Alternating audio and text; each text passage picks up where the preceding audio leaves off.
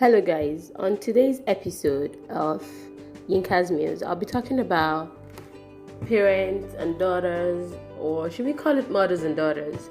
So, this past week, I had a conversation with my mom, and then she was asking me about who am I dating, is there anyone in the scene, and the like. And I was like, yo, I don't want to have this conversation with you. But let's backtrack it a bit. If you grew up in a country like Nigeria, I'm assuming I have foreign listeners. If you grew up in a country like Nigeria, one of the things you quickly get confused as a child is that when can I start having boyfriends or when can I start having girlfriends? Because in this part of the world, you're not even allowed to have boyfriends or girlfriends. Even when you're in secondary school, they expect you to focus on your books, and then you just begin to wonder, so when am I allowed to have a boyfriend?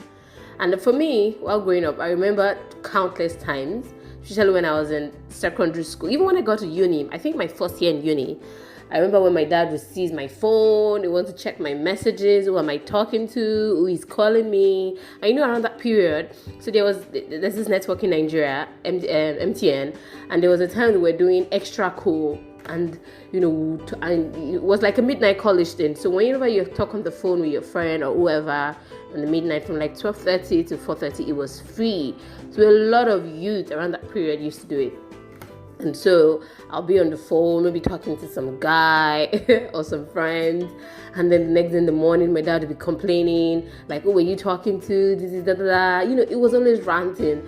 And then sometimes, dude sees my phone, like he wants to check my messages, and sometimes he would sit there for days. As in, there were times where he would seize my phone, and then I'll have to reach out to my friend through another phone or through my mom's phone, and I'll be like, "Oh, you guys don't call me, don't text me."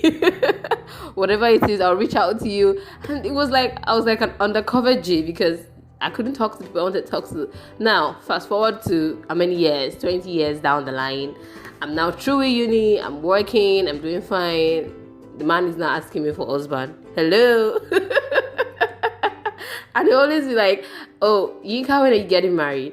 Yinka, when are you getting married?" Or when you run into family members and they're always like, wait, are you seeing somebody? Are you seeing somebody? I'm always like, you guys were not this friendly when I was growing up. You're always like, don't talk to guys, don't do this, don't do that. You're not allowed to have boyfriends. How come we never get the memo when growing up? Like, it is now time for you to have a boyfriend, or it is now time for you to start seeing someone. Because I think our parents just have it in their heads after a while that, okay, now you can start seeing somebody. But when they decide that, they don't tell us that, right? So anyway, do you guys face situations like that too, where your parents are all up in your business, like asking you about who you're seeing now, and when you were growing up, you didn't have the luxury, especially if you grew up here in Nigeria,